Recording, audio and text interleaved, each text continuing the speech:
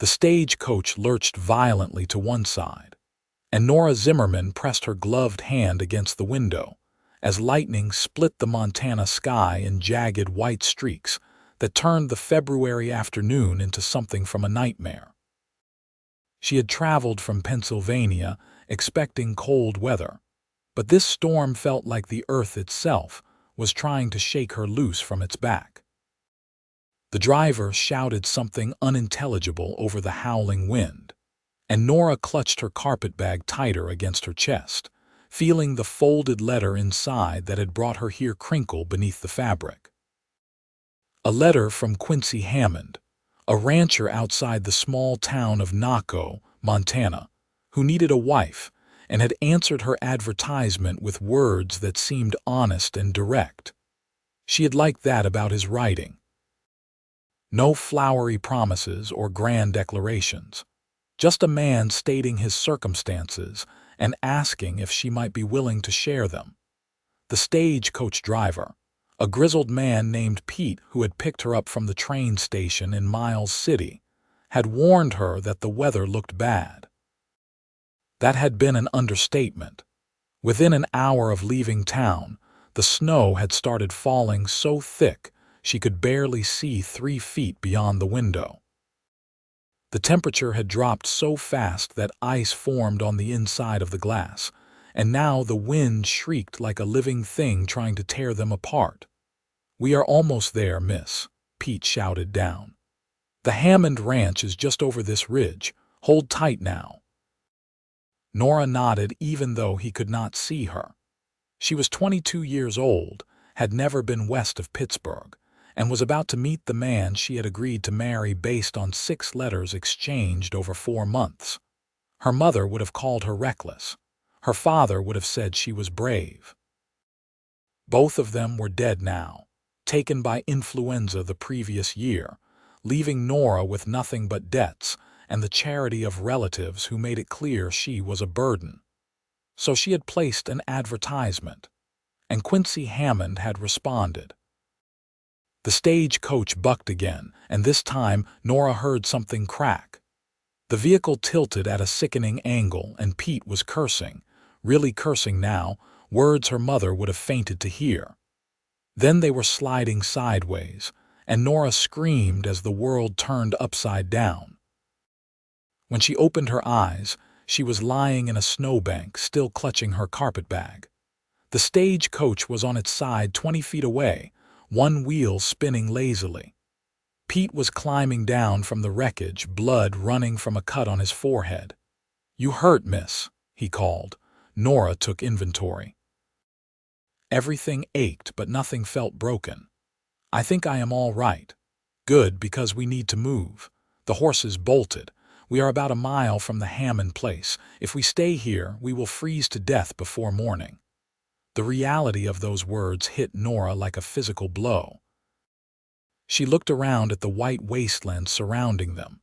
The snow was already halfway up her calves, and the wind cut through her wool traveling dress like it was made of paper. "A mile? In this? You got a better idea. I am all ears." Pete was already pulling bags from the overturned coach. He tossed her carpetbag to her, then shouldered his own pack. "Stay close to me. If you cannot see me anymore, you are already lost. You understand?" Nora nodded, terror making her throat tight. They set out into the storm. Walking through that blizzard was like walking through hell, if hell had been made of ice instead of fire. The wind pushed against Nora with such force that she had to lean into it just to move forward. Snow filled her eyes, her mouth, her nose. Her dress grew stiff with ice. Her hands went numb inside her gloves. Pete was a dark shape ahead of her, and she fixed her eyes on him. Terrified of losing sight of him even for a second, time became meaningless. They could have been walking for minutes or hours. Nora's legs moved mechanically, one foot in front of the other because stopping meant death. She understood that now in a way that was primal and absolute. Then Pete was shouting, pointing. Through the white chaos, Nora saw a dark shape. A building. A barn, and beyond it, a house with lamplight glowing in the windows like a beacon. Pete grabbed her arm and pulled her forward. They stumbled through a gate, across a yard, up steps to a porch. Pete pounded on the door with his fist, the sound barely audible over the storm. The door opened and warmth poured out. A man stood silhouetted against the light, tall and broad-shouldered. "Get inside," he said, his voice deep and urgent. "Quickly now." They practically fell through the doorway. The man shut the door behind them, cutting off the wind's scream. The sudden silence was almost deafening. Nora stood dripping on the wooden floor, shaking so hard her teeth chattered. She looked up at the man who had let them in, and he looked back at her. Quincy Hammond was not handsome in a conventional way. His face was too rough, too weathered by sun and wind, with a strong jaw and a nose that looked like it had been broken at least once. His hair was dark brown and needed cutting, falling past his collar. But his eyes were a startling gray-blue, like winter sky, and they were looking at her with an expression of complete shock. "Miss Zimmerman," he said. "Mr. Hammond," she managed through chattering teeth. "Jesus Christ," Pete said. "You got something hot to drink? We about died out there." Quincy seemed to shake himself out of his stupor. Yes, come to the fire, I will get coffee." The main room of the house was simple but well-maintained. A stone fireplace dominated one wall with a good fire burning. Rough-hewn wooden furniture was arranged around it, and a bearskin rug covered the floor. Nora moved toward the fire like a woman in a trance, holding her hands out to the blessed heat. Quincy disappeared through a doorway and returned with a pot of coffee and 3 tin cups. He poured for them with steady hands, though Nora noticed his eyes kept darting to her, then away, as if he could not quite believe she was real. Pete downed his coffee in 3 gulps. "I need to see to my horses when this lets up. They bolted when we crashed. Probably holed up in some hollow somewhere." "They will be fine," Quincy said. "Horses have more sense than people in weather like this. They will find shelter. You can look for them when the storm passes." "If it passes," Pete muttered. "I have been driving stage in Montana for 15 years, and I have never seen a storm like this. It is like the damn world is ending." Quincy handed Nora a cup of coffee. Their fingers brushed, and she felt the calluses on his hands, the warmth of his skin. "I did not think you would come," he said quietly. "Not in this weather." "I did not know about the storm," Nora said. Her voice sounded strange to her own ears, thick and hoarse. "I left Pennsylvania 2 weeks ago. The weather was clear. 2 weeks ago it was clear here too. This came out of nowhere, started yesterday afternoon and has not let up since." He paused. "You could have died out there. But we did not." Nora met his eyes over the rim of her cup. "I am here, Mr. Hammond, as we agreed." Something flickered in his expression, something she could not quite read. "You should warm up. Get out of those wet clothes. I will find you something dry to wear." He disappeared into another room, leaving Nora alone with Pete by the fire. The stage driver gave her a long look. "You sure about this, miss?" "Man you never met before, house in the middle of nowhere, I am sure," Nora said with more confidence than she felt. "Mr. Hammond and I have an arrangement," Pete repeated. "Right. Well, I will be sleeping in the barn tonight. Give you two some privacy to discuss your arrangement." "You will do no such thing," Quincy said, returning with an armful of clothing. "You will sleep here by the fire where it is warm. The barn is colder than hell tonight. I have a spare room where Miss Zimmerman can change and rest." He held the clothes out to her. "These were my mother's. She passed 3 years back, but I kept some of her things. You are about the same size." Nora took the clothes, feeling the softness of flannel and wool. "Thank you." He led her down a short hallway to a small bedroom. It held a narrow bed, a dresser, and a washstand, simple and clean. "I will leave you to it," he said. "Take your time. When he was gone, Nora peeled off her wet traveling dress with fingers still clumsy from cold. The dress was ruined, she could see that already. Ice had torn the hem and the fabric was stained with mud and snow. She hung it over the back of a chair, knowing it would take days to dry in this weather. The clothes Quincy had given her were plain but serviceable. A flannel shirt, a wool skirt, thick stockings. They smelled faintly of lavender, as if they had been stored with sachets. Nora dressed slowly, her body still shaking with cold and shock and the realization of what had nearly happened. She could have died. Pete could have died. They could have frozen in that snow, and no one would have found them until spring. But they had not. They were here, and she was about to begin her new life. When she returned to the main room, Quincy had set out bread and cold meat on the table. Pete was already eating, stuffing food into his mouth with the single-minded focus of a man who has narrowly escaped death and wants to celebrate being alive. Quincy pulled out a chair for Nora. "You should eat. You will feel better." Nora sat and picked at the food, though she had no appetite. Quincy sat across from her, his hands wrapped around his coffee cup, watching her with those unsettling gray-blue eyes. "I apologize for the circumstances," he said finally. "This is not how I imagined your arrival." "How did you imagine it?" Nora asked. He looked down at his cup. "I do not know. Sunny day, maybe. You getting off the stage, getting a look at the ranch in daylight, having time to talk before we made any decisions." "We already made our decision," Nora reminded him. "In our letters, we agreed to marry." "Words on paper," Quincy said. "This is different, this is real." He looked up at her.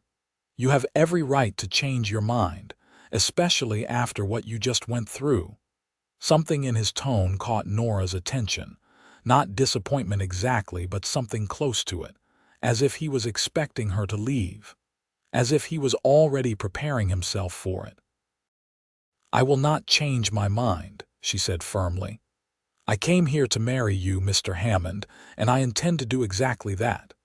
Even though you have known me for less than an hour, even though I am a stranger, you were honest in your letters.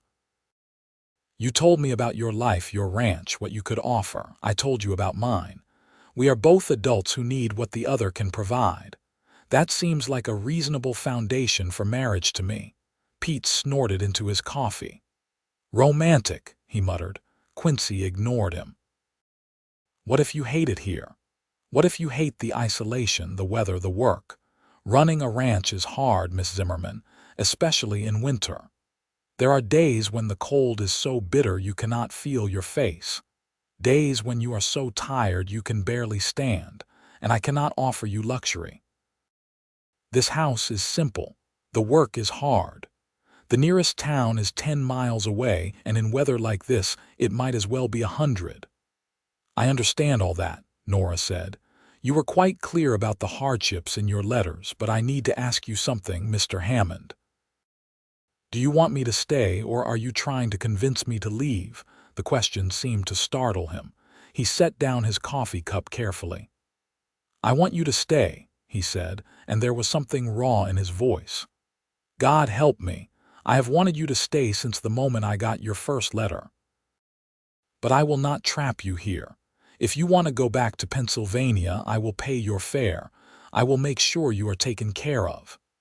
I do not want to go back to Pennsylvania. There is nothing for me there. Nothing but an aunt who sees me as an obligation, and a town where everyone knows my family lost everything. I came here for a fresh start, and I intend to take it." Quincy studied her for a long moment, and Nora held his gaze, letting him see her determination. Finally, he nodded.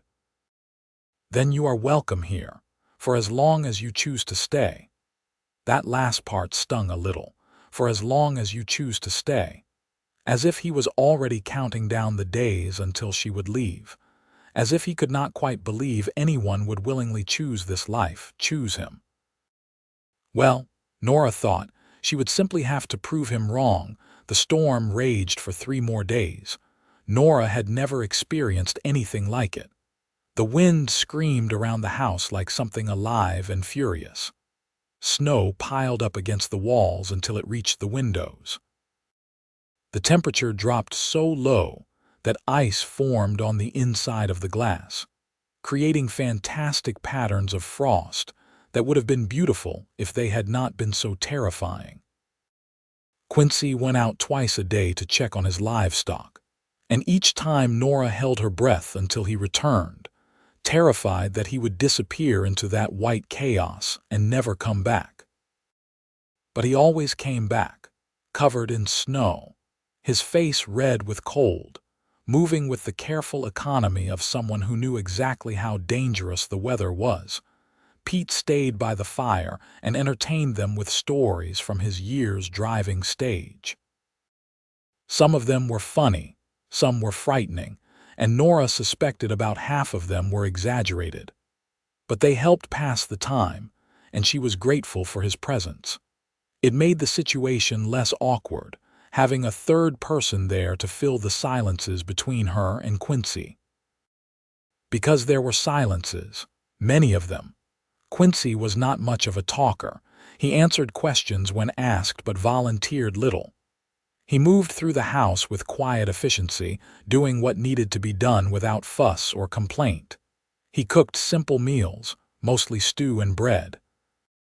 He kept the fire going. He maintained the house with the careful attention of someone who understood that in weather like this, small mistakes could turn fatal. But he also watched Nora when he thought she was not looking. She would catch glimpses of him from the corner of her eye, his gaze thoughtful and a little sad, as if she were something beautiful but temporary that he was already mourning the loss of. It made her want to shake him, to tell him she was not going anywhere. But she sensed that words would not convince him. Only time would do that. On the third night, Pete went to bed early, leaving Nora and Quincy alone by the fire. The storm outside had lessened slightly, the wind dropping from a shriek to a howl. Nora sat in one of the wooden chairs, mending a tear in one of Quincy's shirts. It was something to do with her hands, a way to feel useful. Quincy sat across from her, working on repairing a bridle. His hands moved with practiced skill, stitching leather with neat, even stitches. The firelight played across his face, softening the hard lines, making him look younger than his 29 years. "You do not have to do that," he said, nodding at the shirt in her hands. "I want to. I need to feel like I am contributing something." "You are contributing. You are here." He paused, seeming to search for words. "I know this is not what you expected, being trapped inside during a storm, not being able to go anywhere or do anything." "It is fine," Nora said, "better than being caught out in it. But it is not much of a courtship, is it? You and me and Pete all stuck in this house together." Nora looked up from her mending. "Mr. Hammond, may I speak plainly?" "I wish you would, and call me Quincy. If we are going to be married, we should use given names." "Very well, Quincy, I need you to understand something. I did not come here expecting romance or courtship. I came here expecting partnership. A working arrangement between two people who need each other. You need a wife to help run this ranch. I need a home and a purpose. That is what we agreed to. So please stop worrying that I am disappointed." "I am not. I am exactly where I choose to be." Quincy set down the bridle and looked at her directly. "And what if I want more than that?" The question hung in the air between them. Nora's heart started beating faster. More than what? More than a working arrangement. More than just partnership. He leaned forward, his elbows on his knees, his expression serious. "I will be honest with you, Nora. When I first wrote to you, that is all I thought I wanted. Someone to help with the work, to share the burden of this place. But then your letters came, and you were smart and funny and real, and I started hoping for something more. Something I have no right to expect." "What do you hope for?" Nora asked quietly. "Companionship, friendship, maybe eventually affection. A real marriage, not just a legal arrangement." He ran a hand through his hair, looking frustrated with himself. But I have no right to ask that of you. You came here for security and a fresh start, not to pretend to care for a man you barely know. Nora set down her mending carefully. Who says I would be pretending? Quincy looked at her sharply. What? I agreed to marry you for practical reasons, yes, but that does not mean I am incapable of affection. I liked your letters, Quincy. I liked the way you wrote about your ranch, your life. You were honest about the hardships, but also proud of what you have built. That spoke well of you. And in these past few days, I have seen that the man matches the letters. You are kind and hardworking and careful. Those are good qualities in a husband. But we barely know each other. Then we will get to know each other. Is that not what marriage is? Two people learning to build a life together. Nora smiled slightly. I am not saying I love you, Quincy. That would be absurd. We just met. But I could like you. I think I already do like you. And liking seems like a fine place to start. Something in Quincy's expression shifted. The wariness that had been there since she arrived lessened, replaced by something warmer. You are remarkable, he said softly. Do you know that? I am practical, Nora corrected. There is a difference. No, you are remarkable. He stood and crossed to where she sat, then held out his hand. Nora Zimmerman, will you marry me? Not because of an arrangement or letters or practical reasons, but because I want to build a life with you. A real life. However long it takes for us to figure out what that looks like. Nora looked at his outstretched hand, then up at his face. His eyes were serious, hopeful, vulnerable in a way that made her chest tighten. She put her hand in his, feeling the warmth and strength of his grip. Yes, she said. I will marry you. Quincy smiled then, a real smile that transformed his entire face, and Nora thought that maybe, just maybe, this would work out after all. The storm broke the next morning. Nora woke to silence, blessed silence without the constant scream of wind. She got up and went to the window, pulling back the curtain. The world outside was white, pristine and beautiful and terrifying in its vastness. Snow had drifted up against the house and barn in great waves. The sky was pale blue, washed clean by the storm. When she emerged from her room, Quincy was already up, stoking the fire. Morning, he said. Storm passed. I noticed. Nora moved to stand beside him, looking out the front window. How long will it take to dig out? Couple of days, probably. I need to check on the cattle first, make sure they all survived. Then clear paths to the barn and outbuildings. Pete will want to look for his horses. As if summoned by his name, Pete emerged from his bedroll by the fire. I can hear again, he announced. 3 days of that wind, I thought I would go deaf. He stretched, joints popping. I will head out after breakfast, see if I can track those horses. I will come with you, Quincy said. 2 sets of eyes are better than one. What can I do? Nora asked. Quincy looked at her. You do not need to do anything. Rest. Get your strength back. I did not come here to rest. Put me to work. A smile tugged at the corner of Quincy's mouth. All right. The chickens need feeding and their water needs changing. I will show you the coop before we head out. After a quick breakfast of coffee and leftover bread, Quincy led Nora outside. The cold hit her like a wall, stealing her breath. It was so much colder than Pennsylvania, so much more brutal. But the sky was clear and the sun was shining, and that was something. The snow came up to her knees, making walking difficult. Quincy had already cleared a rough path to the barn, but it was narrow, and Nora had to step carefully to avoid sinking into the drifts on either side.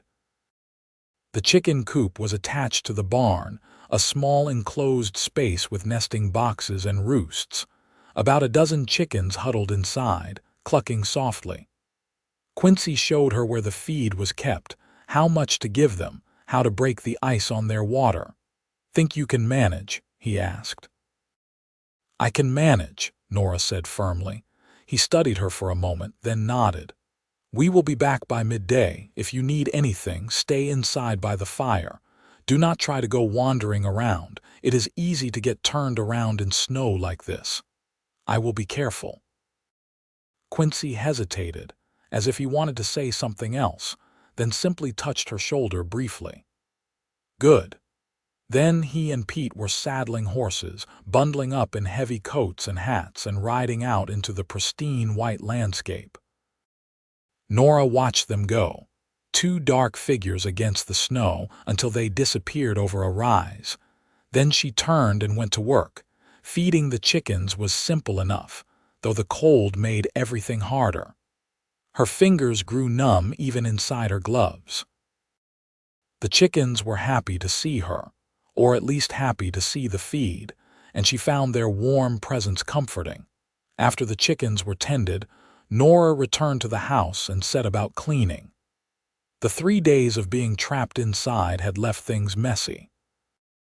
She swept the floors, washed the dishes, organized the pantry. It felt good to work, to do something productive. As she worked, she thought about the previous night's conversation with Quincy. About his hope for a real marriage, companionship, maybe even affection. The idea did not frighten her as much as it probably should have. There was something solid about Quincy, something trustworthy. He was not handsome in a conventional sense, but there was strength in the lines of his face, capability in his hands. And he had been kind to her, careful with her, even while being honest about his hopes. She could do worse. Much worse.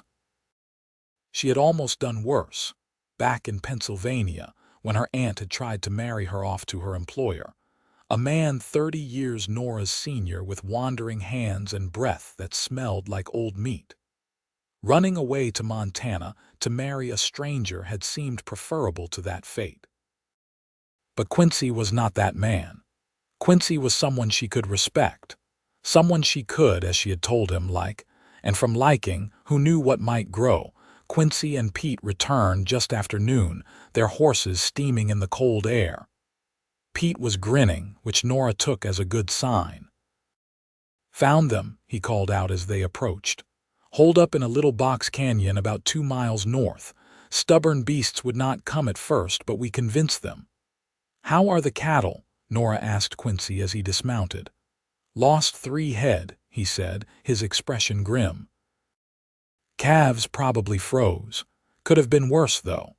The rest found shelter in the trees along the creek. They are tough animals."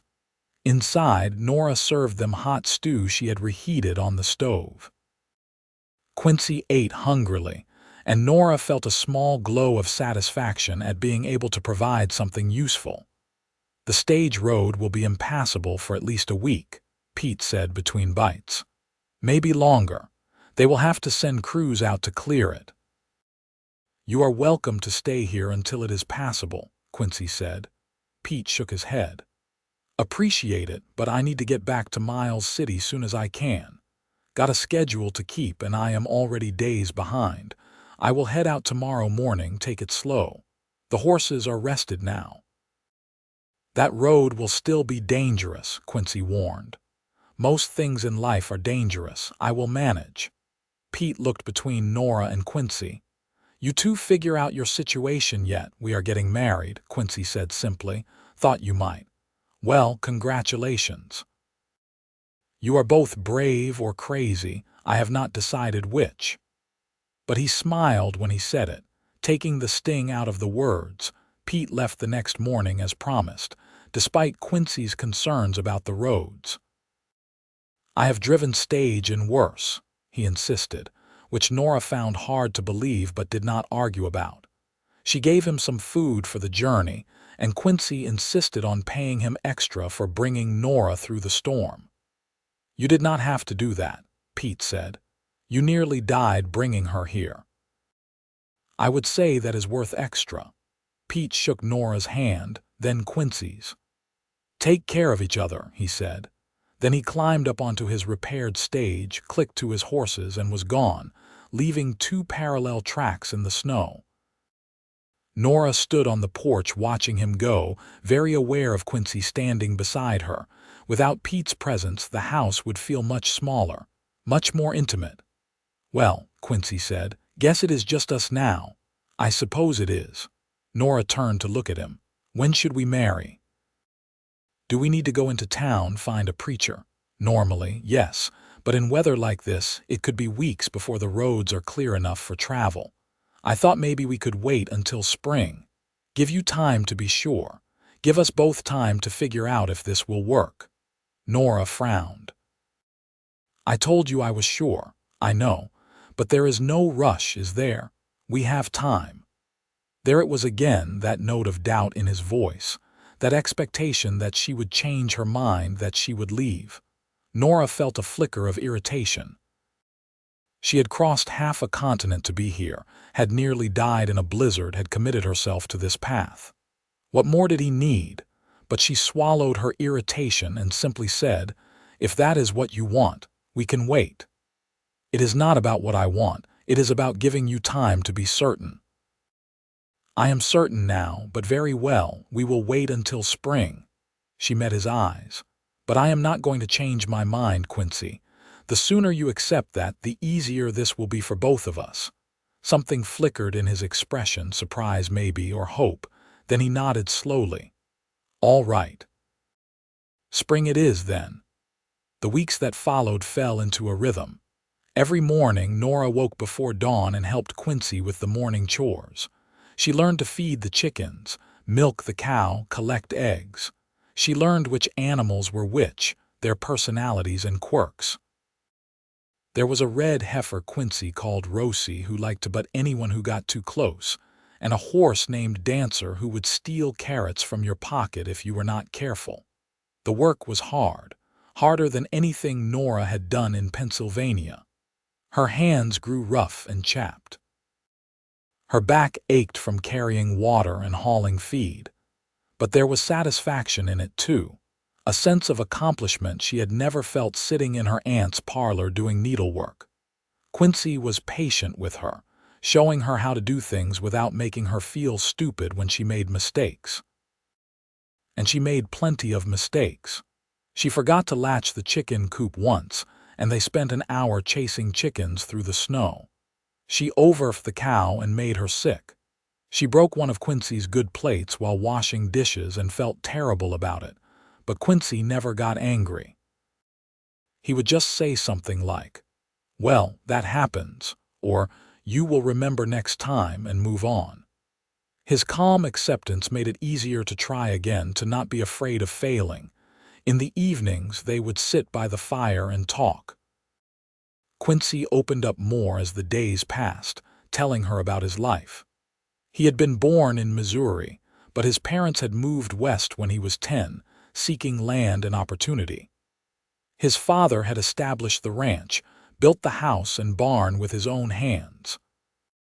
Quincy had learned everything from him: how to read weather and manage cattle, how to survive in this hard country. His mother had been the civilizing influence, teaching Quincy to read and write, insisting on manners and education even in the wilderness.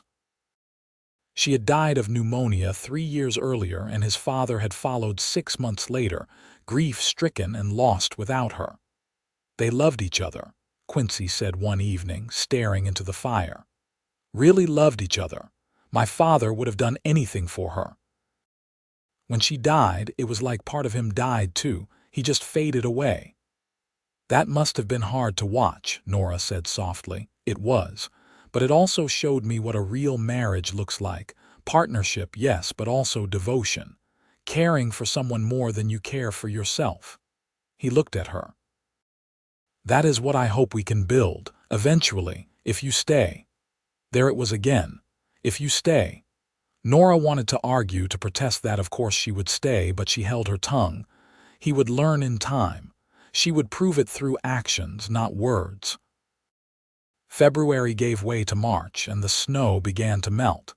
It happened slowly, grudgingly, the drifts shrinking inch by inch. The temperatures rose slightly, going from bitterly cold to merely cold. The creek that ran through Quincy's property started flowing again, a sound like music after months of frozen silence. With the thaw came more work. Fences needed mending after the harsh winter. The barn roof had damage from ice that needed repair. The cattle spread out from their winter shelter, and Quincy spent long days riding the property, checking on them, counting heads, assessing losses. Nora rode with him sometimes, sitting on a gentle mare named Star.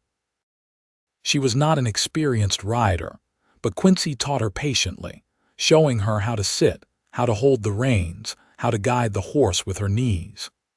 They would ride out across the snow-crusted range, and Quincy would point out landmarks, boundaries, tell her stories about the land. "That is where I saw a grizzly bear once," he said, pointing to a rocky outcrop. "Big old male must have weighed 800 pounds, just standing there watching me. I did not move, and after a while he wandered off, but I was shaking for an hour after." "Are there many bears?" Nora asked nervously. "Some. They mostly keep to themselves if you do not bother them. Mountain lions are more of a worry. They will go after livestock if they get desperate enough." He glanced at her. "You are not scared, are you?" "A little," Nora admitted, "but not enough to want to leave." Quincy smiled at that, a real smile that reached his eyes. Good. They were becoming friends, Nora realized. Real friends. She enjoyed his company, looked forward to their evening talks. He had a dry sense of humor that caught her by surprise sometimes, making her laugh when she least expected it. And he was teaching her things, not just about ranch work, but about this country, its rhythms and dangers and beauty. And she was changing too. Growing stronger, more capable. Her hands were calloused now, her arms more muscular from all the lifting and carrying. Her face had color from the sun and wind. She felt more solid somehow, more present in her own body. One evening in late March, Quincy came in from checking the cattle with a strange expression on his face. "What is wrong?" Nora asked immediately. "Nothing is wrong, but we have company coming." Saw riders heading this way from the east, 3 of them. Nora felt a flutter of nervousness. Who would be coming here? Could be neighbors. The Dawson Ranch is about 20 miles east, or could be someone from town, though that seems less likely. He went to the window, watching. "Whoever they are, we will know soon enough." The riders arrived just as the sun was setting, 3 men on horseback leading a pack mule. Quincy went out to meet them, and Nora watched from the doorway. The lead rider was a big man with a bushy beard and a friendly face. "Quincy Hammond," he bellowed. "Good to see you survived the winter. Ben Dawson." Quincy shook the man's hand. "Likewise. What brings you out this way?" "Heard you had a mail-order bride arrive right before that big storm. Wanted to come meet her, make sure she had not frozen to death or murdered you in your sleep." Ben grinned. "Also wanted to see if she was real or just a story you made up for company." Quincy turned and gestured to Nora. "She is real. Nora Zimmerman, meet Ben Dawson, my nearest neighbor. And these are his sons, Ben Jr. and Thomas." The sons were both in their 20s, tall like their father. They touched their hats politely as Nora came forward. "Pleased to meet you, Miss Zimmerman," Ben Sr. said. "Welcome to Montana." "Hell of a time to arrive, but I guess you figured that out." "I did," Nora said, smiling despite her nervousness. "But I am still here." "So I see. My wife Sarah sent me over to invite you both to dinner next Sunday. She is dying to meet you, and she figured you could probably use some female company after being stuck with this ugly bastard all winter." He clapped Quincy on the shoulder. Quincy rolled his eyes. "Ignore him. He insults everyone. It is how he shows affection." "It is true," Ben Jr. confirmed. "He told me I was the ugliest baby he had ever seen right after I was born." "You were," Ben Sr. said unrepentantly. "You looked like a tomato that someone had stepped on, but you grew into your looks eventually." The banter was good-natured and warm, and Nora felt herself relaxing. These were good people, she could tell. The kind of neighbors who would help in hard times, who would share what they had. "We would be happy to come to dinner," Nora said. "Excellent. Sarah will be thrilled. Fair warning, she will ask you 1,000 questions. She is the nosiest woman in Montana, but she means well." They stayed for a while longer, drinking coffee and catching up on news. Ben told them about the harsh winter, about losses and close calls.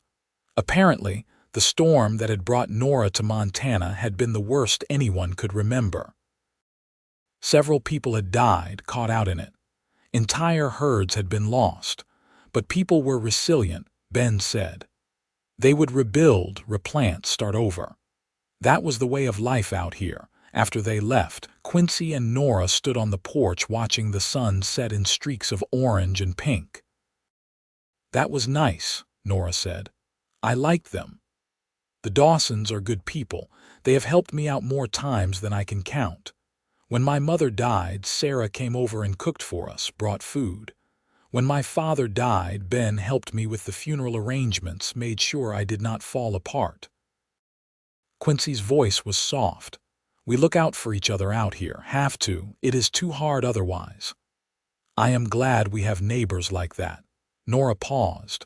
"Quincy, he mentioned we would both be coming to dinner.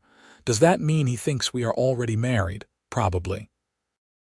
Or he assumes we will be soon enough. People do not stand on ceremony much out here. If a man and woman are living together, they are considered married whether there has been a ceremony or not. And that does not bother you, people making assumptions."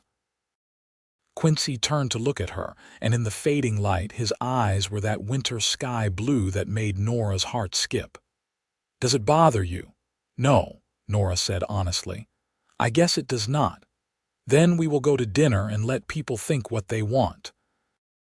And when the roads are clear enough to get to town, we will make it official with a preacher. How does that sound?" "It sounds like a plan." Quincy nodded, then said quietly, "You have done well here, Nora. Better than I expected, better than I hoped. I want you to know that." The compliment warmed Nora more than she expected. "Thank you. That means a lot coming from you. I mean it. You are tough, tougher than you look. I think you are going to be just fine out here." By the time Sunday arrived, Nora was actually excited to go to the Dawson Ranch. The idea of meeting another woman, of having female company after months of only Quincy, filled her with anticipation. They set out in the morning, riding side by side on horseback. The weather had turned warmer, and the snow was melting in earnest now. The ground was muddy and treacherous, but the sun was shining, and there was a feeling in the air that spoke of spring coming finally after the brutal winter. The Dawson Ranch was similar to Quincy's but bigger, with more buildings and more land. As they rode up, a woman emerged from the house, wiping her hands on her apron. She was about 40 with graying brown hair and a warm smile. "You must be Nora," she called out. Come in, come in. I have been looking forward to meeting you." Sarah Dawson was everything her husband had promised, warm and talkative and genuinely interested in Nora's story. She bustled around the kitchen while Nora helped, asking questions about Pennsylvania, about Nora's journey west, about her first impressions of Montana. "That storm," Sarah said, shaking her head. "I cannot imagine arriving in the middle of that. You must have been terrified." "I was," Nora admitted. "But Quincy took us in, took care of us. He was very kind. Quincy is a good man.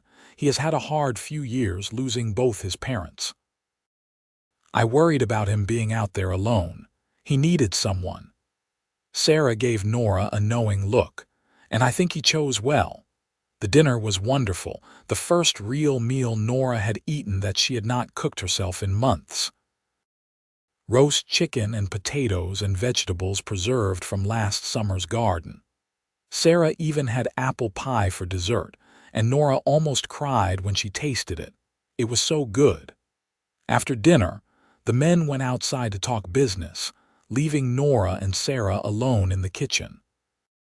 "So," Sarah said as they washed dishes, "are you happy?" Truly, the question was asked gently, but there was real concern behind it. Nora thought about her answer carefully. "I am," she said finally. "Or at least I think I will be. It is different from what I imagined, harder in some ways. But Quincy is a good man and the work is satisfying. I feel useful here. I feel like I matter." "That is important," Sarah agreed. "Feeling like you matter. A lot of women come west expecting romance and adventure and find hard work and isolation instead. It breaks some of them. But you seem strong, practical. I try to be." Sarah dried a plate thoughtfully. "Can I give you some advice, woman to woman, please?" Quincy is not like other men. He does not say much and he keeps his feelings close, but he feels deeply. He loved his parents fiercely, and their deaths hit him hard. He will be slow to open his heart again, afraid of being hurt. But if you are patient, if you show him through your actions that you are committed to him and this life, he will come around. And when he does, he will love you with everything he has. That is the kind of man he is. Nora absorbed this, thinking about all the times Quincy had said, "If you stay," all the ways he had held himself back. "Thank you," she said. "That helps me understand him better." "Good. Now, when is the wedding? I want to know what I should wear." Nora laughed. "We are waiting until the road's clear so we can get to town and find a preacher. Probably another few weeks." "Well, you let me know. I will help however I can. Every bride needs support, even practical ones like you." The ride home that evening was quiet but companionable.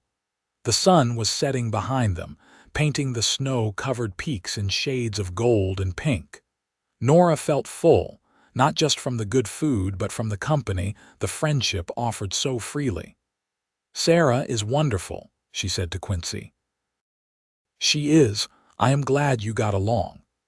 He was quiet for a moment, then added, "It is good for you to have friends, women friends. It can get lonely out here." "It can get lonely anywhere," Nora said, "but I have you and now the Dawsons. That seems like enough." Quincy glanced at her, and something in his expression made Nora's breath catch. There was tenderness there and warmth, and maybe the beginning of something deeper. He reached over and took her hand, squeezing it gently. They rode the rest of the way home like that, hands linked, as the stars began to emerge in the darkening sky. April brought rain, cold and relentless, turning the world to mud. The creek swelled and overflowed its banks. The cattle grew restless, moving to higher ground. Quincy spent long days in his oilskin coat, checking fences and moving livestock, coming home exhausted and covered in mud. Nora did what she could to help, which mostly meant keeping the house warm and dry, having hot food ready when Quincy came in. It felt like a small contribution compared to his hard work outside, but he always thanked her, always seemed genuinely grateful. One evening, he came in particularly worn out, his limp more pronounced than usual. Nora had not noticed the limp at first, but as she had gotten to know him better, she had realized he favored his left leg, especially when he was tired. "Old injury," he explained when she asked about it. "Horse threw me when I was 16, landed bad. Broke my leg in 3 places. It healed, but it aches when the weather changes." "Sit down," Nora said. "Let me help." She had him take off his boots and roll up his pant leg, then massaged the tight muscles of his calf and thigh. Quincy tensed at first, then gradually relaxed under her hands. "You do not have to do this," he said. "I know. But I want to. You work so hard. Let me do this one thing for you." They were quiet for a while, the only sound the crackle of the fire and the drum of rain on the roof. Nora's hands worked steadily, feeling the knots in his muscles gradually release. "That feels amazing," Quincy said finally, his voice drowsy. "Thank you. You are welcome." When she finished, Quincy caught her hand and held it. His palm was warm and calloused, and Nora found she liked the feeling of her hand in his. "Nora," he said. "I need to tell you something." Her heart started beating faster. "What is it?" He was quiet for a long moment, as if gathering courage. Then he said, "I have stopped waiting for you to leave." Nora felt something tight in her chest loosen. "Have you?" "Yes. Somewhere along the way I started believing you might actually stay, that you might actually want this life, want me." He looked up at her, his eyes serious. "I know I said we should wait until spring to get married, to give you time to be sure. But I am sure now. I am sure about you, about us. So if you are still willing, I would like to marry you as soon as we can get to town." Nora knelt down beside his chair so they were eye level. "I am still willing. I have been willing since the day I arrived. You are the one who needed convincing." A smile tugged at his mouth. "I guess I did, but I am convinced now." He reached up and touched her face gently, his thumb brushing across her cheek. "I am going to do my best to make you happy, Nora, to give you a good life here. I promise you that. And I promise to do the same for you." She leaned forward and kissed him, a gentle press of lips that sent warmth flooding through her. When they pulled apart, Quincy was smiling. Really smiling, with joy and relief and something that looked a lot like love. "Spring is almost here," he said. "The roads should be clear soon. We will go to town, find a preacher, make this official." "I look forward to it," Nora said, and she meant it. She really did. The roads cleared in the last week of April. Quincy hitched up the wagon and they made the 10-mile journey to Naco, a small town nestled in a valley with one main street and a handful of buildings. There was a general store, a saloon, a church, and a few houses. It was small compared to the towns Nora had known in Pennsylvania, but it was civilization nonetheless. The preacher was a thin man named Reverend Carson with kind eyes and a gentle voice. He agreed to marry them that very afternoon, after a brief conversation to make sure they understood the vows they were taking.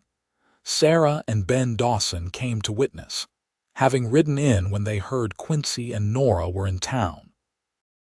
Sarah produced a bouquet of wildflowers she had picked that morning and helped Nora pin up her hair. "You look beautiful," she said. "Quincy is a lucky man."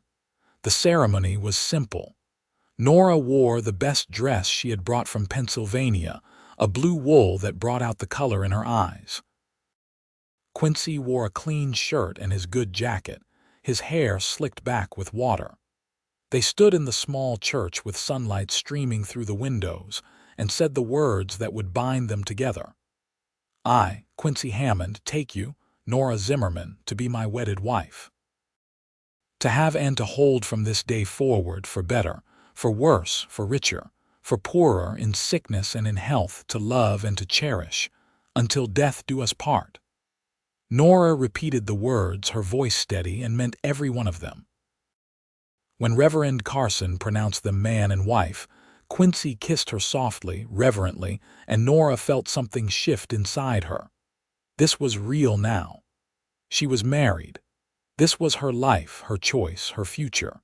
After the ceremony, they went to the general store so Nora could buy some supplies. The store owner, a cheerful woman named Mrs. Patterson, congratulated them and gave Nora advice about preserving food for the coming summer. "You will want to start a garden as soon as the ground is workable," she said. "Vegetables keep you healthy through the winter. And if you need any seeds or tools, you just let me know." They had dinner at the small restaurant attached to the saloon, a celebration meal of steak and potatoes.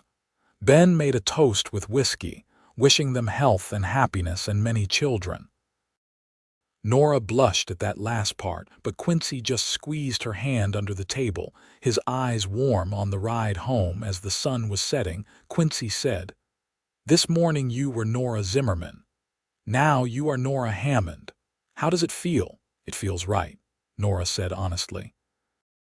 "It feels like where I am supposed to be. I am glad. I worried you would have regrets. No regrets, only hope for what comes next." They reached the ranch as full dark fell. Quincy helped Nora down from the wagon, and she stood for a moment looking at the house that was now officially her home. It was not much, just a simple ranch house in the middle of nowhere, Montana. But it was hers, theirs. "Welcome home, Mrs. Hammond," Quincy said, and there was something in his voice that made Nora's heart race. "Thank you, Mr. Hammond." He kissed her then, deeper than before, and Nora kissed him back, feeling desire and affection and the beginning of something that might, eventually, become love. That night, they consummated their marriage in Quincy's bed, which was now their bed. Quincy was gentle and patient, mindful of Nora's inexperience. It was awkward in places, as first times often are, but it was also tender and real and brought them closer together than any words could have.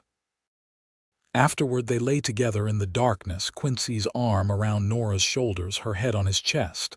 She could hear his heartbeat, strong and steady. "Are you all right?" he asked quietly. "I am more than all right. I am happy." She felt him relax beneath her. "Good, I want you to be happy." "Always? Then we want the same thing." Nora snuggled closer. "Quincy, can I ask you something? Anything? Do you think you could love me? Eventually." He was quiet for a long moment, and Nora felt a flutter of fear that she had asked too much, pushed too hard. But then he said, "I think I already do. I think I have been falling in love with you for weeks now. I just did not want to say it and scare you away." Nora lifted her head to look at him. His face was shadowed in the darkness, but she could see the glint of his eyes, the seriousness of his expression. "I am not going anywhere," she said firmly. "I thought I had made that clear by now." "You have. But some fears take longer to fade than others."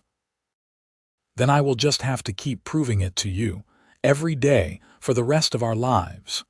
Quincy pulled her close and kissed her forehead. "I can live with that." They fell asleep like that, wrapped around each other, and Nora dreamed of spring and new beginnings, and a future that looked brighter than anything she had imagined. May arrived with warmth and wildflowers. The snow finally disappeared entirely, except for the highest peaks. The range turned green almost overnight, grass pushing up through the mud. The creek ran clear and cold, full of snowmelt. The cattle fattened on the new grass, and the ranch came alive with activity. Nora planted a garden behind the house, working the soil until it was soft and fertile. She planted vegetables, potatoes and carrots and beans. She planted herbs for cooking and medicine. Sarah had given her seeds and advice, and Nora was determined to make things grow.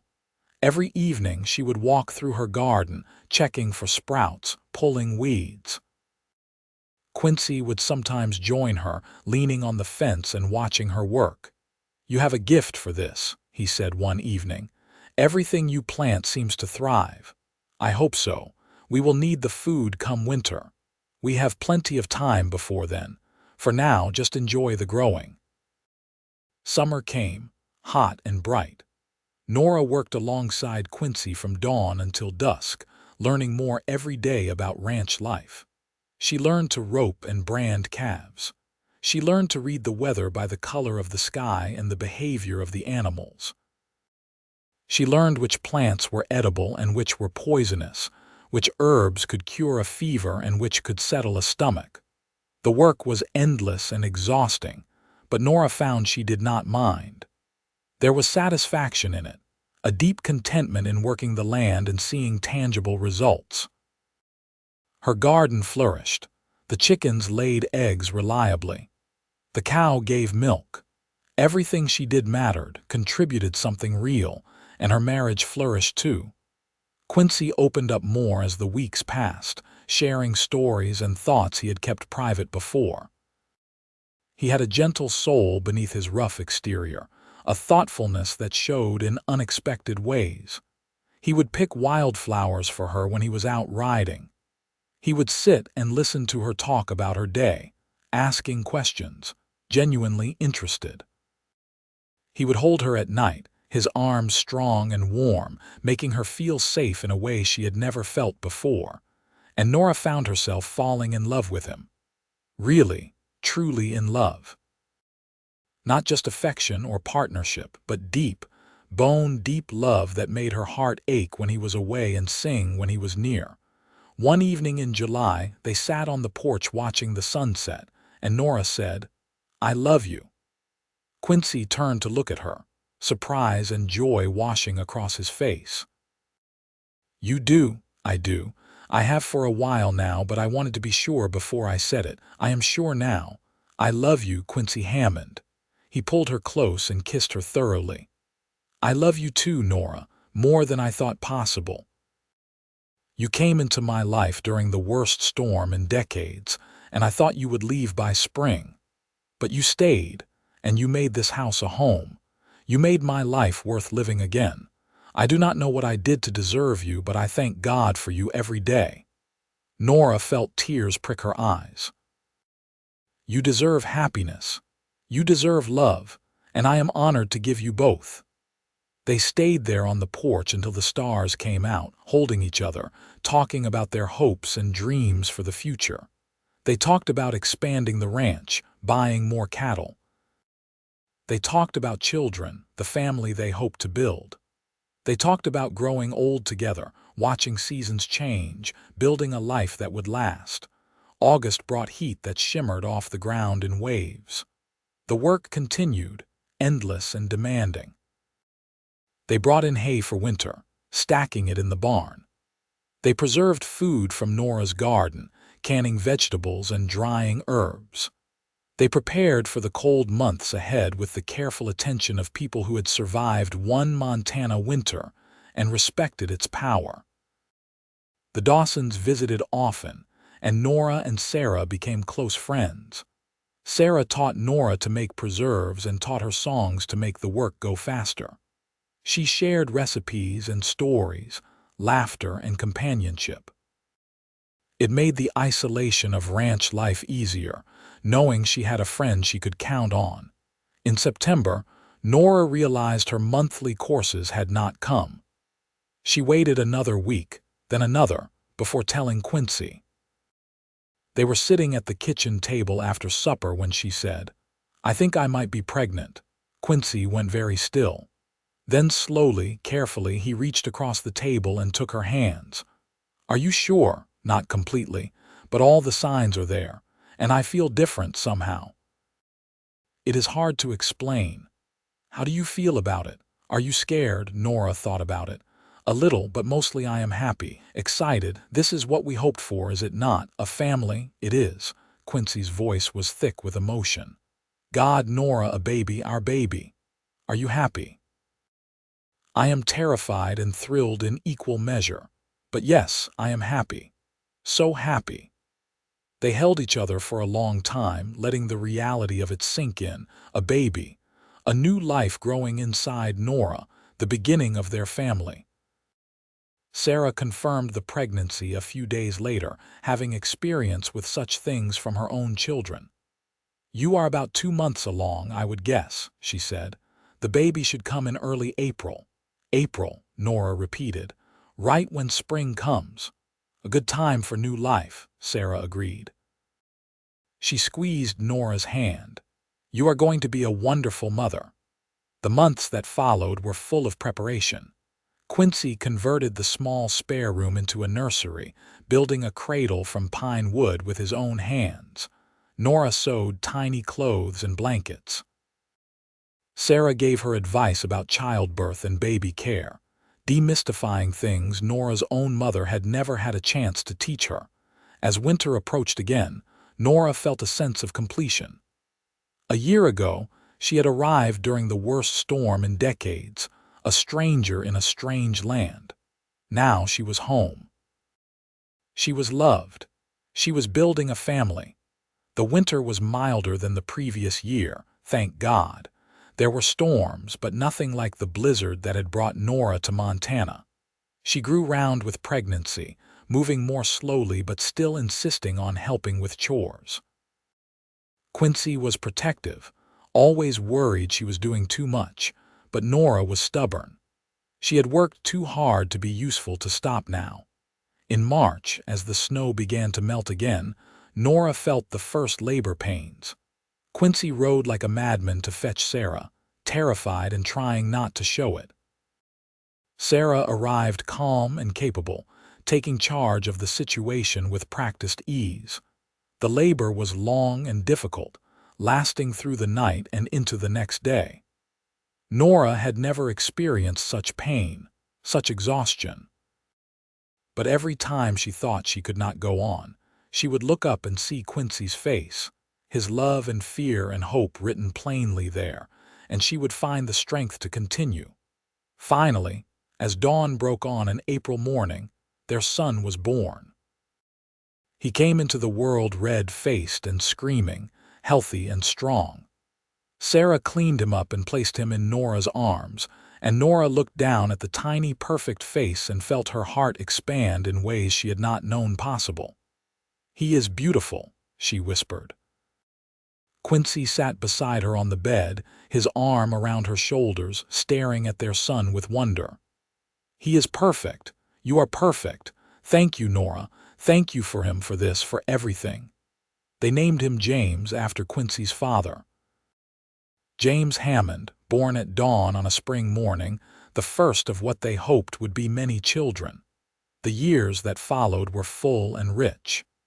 James was a happy baby who grew into a curious toddler, always getting into things, always asking questions. 2 years after James was born, Nora gave birth to a daughter they named Margaret. Then another son, William. Then another daughter, Clara. The house that had seemed so empty when Nora first arrived was now full of noise and laughter and life. Children's toys littered the floor. Small clothes hung on the line. The dinner table was crowded with family. The ranch grew too. With Sarah and Ben's help, Quincy expanded his herd and improved his land.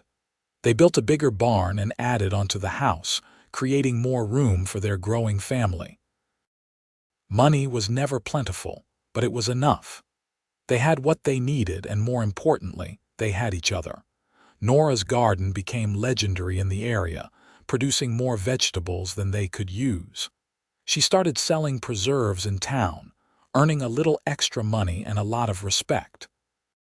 She became known as someone who could help when people were sick, using the herbs she grew and the knowledge she had learned from Sarah and experience. The Dawsons remained close friends. Their children played together. They helped each other during hard times, celebrated together during good times. Other neighbors came and went, some staying, some giving up and heading back east. But Nora and Quincy stayed, putting down roots that went deep. They weathered droughts and storms, hard winters and hot summers. They dealt with illness and injury, loss and grief. When Ben Dawson died suddenly of a heart attack, they were there to support Sarah through her grief. When one of their cows died giving birth, Sarah was there to help them through the loss. Life was hard, but it was good. On their 10th anniversary, Quincy took Nora up to the ridge overlooking the ranch. It was spring again, the season of new beginnings. Below them, they could see their house, their barn, their children playing in the yard. The creek ran clear and bright. The cattle grazed peacefully. Everything they had built together was spread out before them. "Do you remember the day you arrived?" Quincy asked. "In the middle of that terrible storm. How could I forget? I thought I was going to die. I thought you would leave by spring. I was sure of it. No one would choose this life willingly, I thought. No one would choose me." Nora turned to face him. "I chose you. Every day I choose you. I have never regretted it, not once. I thought I was offering you so little, just a rough house and hard work and isolation. I did not realize I was offering you a home. You were offering me a partner, a family, a purpose. That is everything." Quincy kissed her soft and sweet. "I love you, Nora Hammond. Thank you for staying. Thank you for building this life with me. There is nowhere else I would rather be." They stood there together, watching their children play, and Nora thought about the journey that had brought her here. From Pennsylvania to Montana, from stranger to wife to mother, from uncertainty to love to deep, abiding contentment, she had arrived during the worst storm in decades. And she had stayed, not just through spring, but through all the seasons that followed. She had stayed and built a life more beautiful than anything she could have imagined, and she would keep staying, keep choosing this life and this man until her very last breath. The years continued to pass, marked by the rhythm of seasons and the milestones of their children's lives. James grew tall and strong, learning to work the ranch alongside his father. Margaret inherited Nora's gift for growing things, spending hours in the expanded garden. William was the dreamer, always reading books ordered from catalogs, hungry for knowledge. Clara was the wild one, fearless and bold, always climbing trees and riding horses too fast. Quincy's hair turned gray at the temples, then went fully silver. His limp grew more pronounced on cold days. But his eyes were still that winter sky blue, and they still looked at Nora with the same love they had on their wedding day. Maybe even more love, deepened by years and shared experience, and the thousand small intimacies of a life built together. Nora aged too, her dark hair streaked with white, her hands more weathered from years of work. But she was strong still, capable still, respected in the community as a woman of wisdom and skill. Young brides would come to her for advice. Neighbors would seek her help when someone was sick. She had become, without quite meaning to, a pillar of the small community that had grown up around Naco. When James turned 18, he started courting the Pattersons' daughter, Emily. Quincy and Nora watched their eldest son fall in love with the same mixture of joy and trepidation all parents feel. But Emily was a good girl, hardworking and kind, and when James asked for their blessing to marry her, they gave it gladly. The wedding was held in the same small church where Nora and Quincy had married almost 2 decades earlier. Sarah was there, older now but still sharp and funny.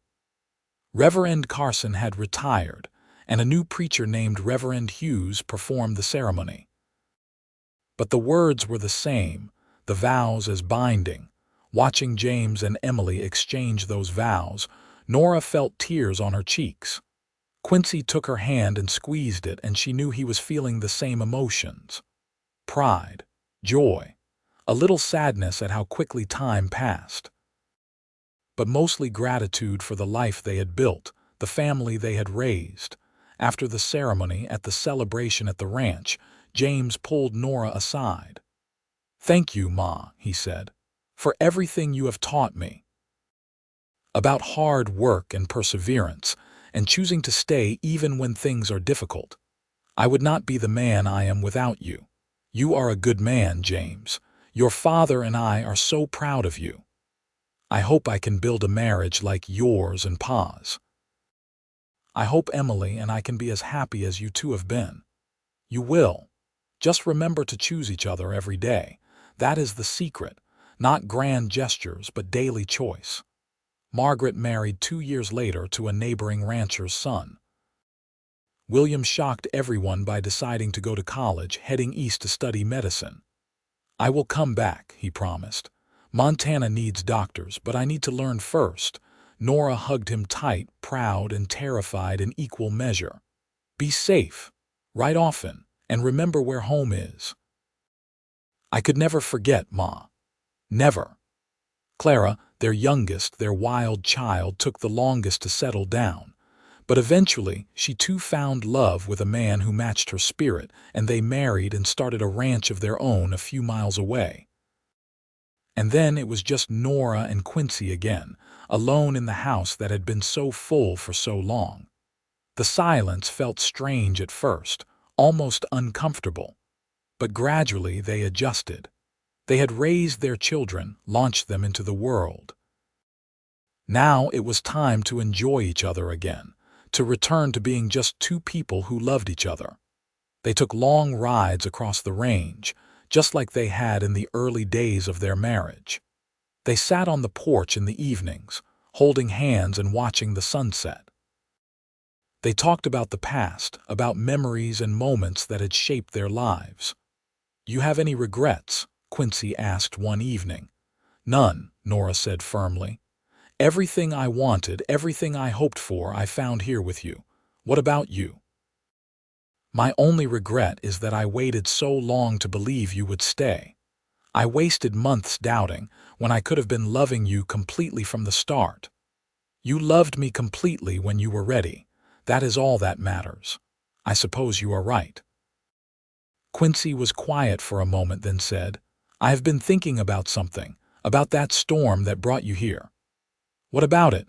"For years I cursed that storm. It killed livestock, destroyed property, made life hell for months, but it also brought me you. And everything good in my life flows from that. Our marriage, our children, everything. So maybe it was not such a terrible storm after all." Nora smiled. "Maybe it was exactly the storm we needed. Maybe it was." They sat in comfortable silence, watching the stars emerge. The creek burbled in the distance. Somewhere a coyote howled, the sounds of Montana night familiar and beloved. "I arrived during the worst storm in decades," Nora said softly, "and you thought I would leave by spring." "I did," Quincy admitted, "but I stayed." Through that spring and every spring that followed, through summers and falls and winters, through hard times and good times, I stayed. You did, and you made everything better. You made me better. We made each other better. That is what love does." Quincy turned to her, taking both her hands in his. "Nora Hammond, I would marry you all over again. Every single day I would choose you. And I would choose you, every single day for the rest of my life." They kissed then, husband and wife, partners in every sense of the word. Two people who had taken a chance on each other and built something lasting and beautiful. The Montana sky stretched above them, vast and full of stars. The wind whispered through the grass. The ranch, their home, their life, surrounded them with its familiar presence. Nora had arrived a stranger in a storm, uncertain and afraid. She had stayed and found love, found family, found herself. She had put down roots in this hard land and watched them grow deep and strong. And she would stay here in this place she had chosen, with this man she loved until the end of her days. Come storm or sunshine, hardship or ease, she would stay. Because this was home. Because this was love. Because this was where she belonged. And that was everything.